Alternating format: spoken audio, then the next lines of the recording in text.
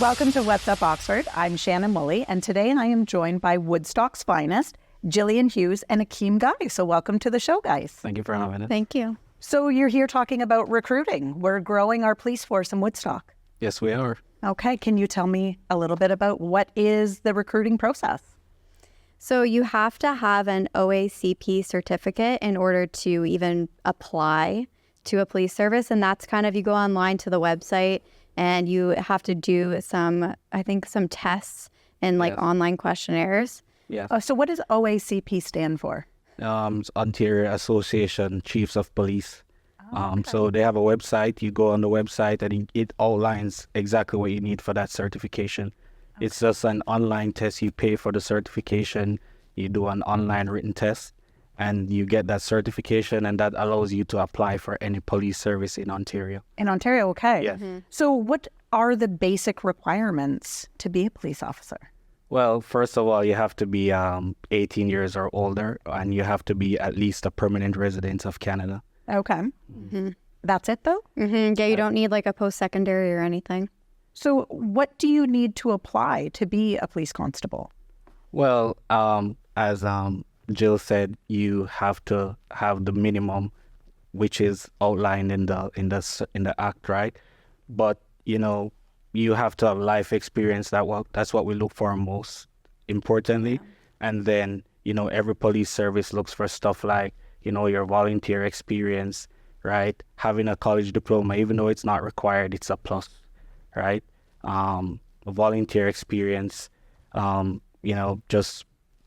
like having a great resume. Right, of course. Overall, yeah.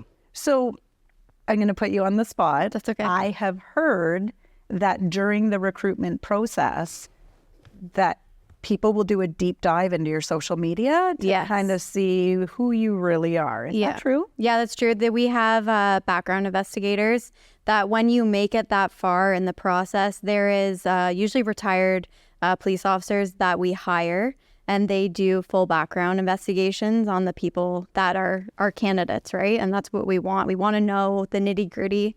And if there's anything that maybe people aren't telling us, we want to kind of be aware of it. Social media tells it all. Yep. Yeah. Social media tells it all. Even when I was hiring, that's what I used to do. Yeah. Go on Facebook, go on Instagram. You learn a lot about people. Exactly. So anybody watching, be sure that your social media is Clean.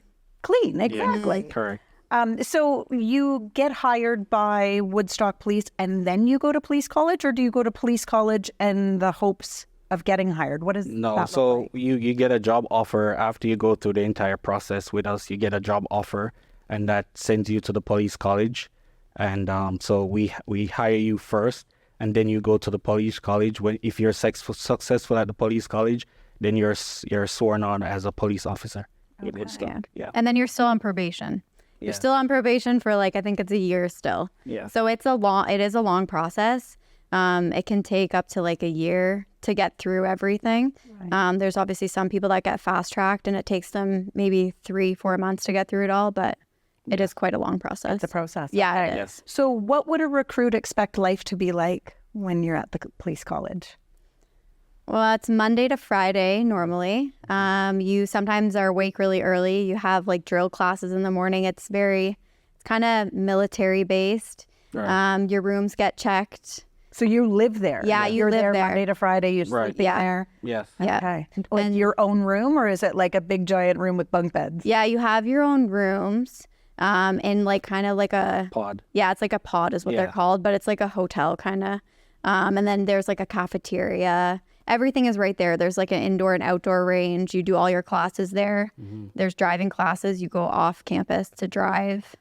So you learn all the basics of what you would need to be successful at your home service. Okay. And how long does it last for? How long are you at the college for? 3 months. Yeah. 3 months. Yeah. Wow. Okay. Mm-hmm. Mm-hmm. So what do you look for in an applicant?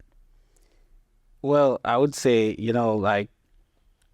I think it's a personality that we look for, to be honest. Mm-hmm. Someone that's likable, right? Someone that's, has that personality that will be a good fit for the service, right? Someone that is going to be willing to help people, help the public.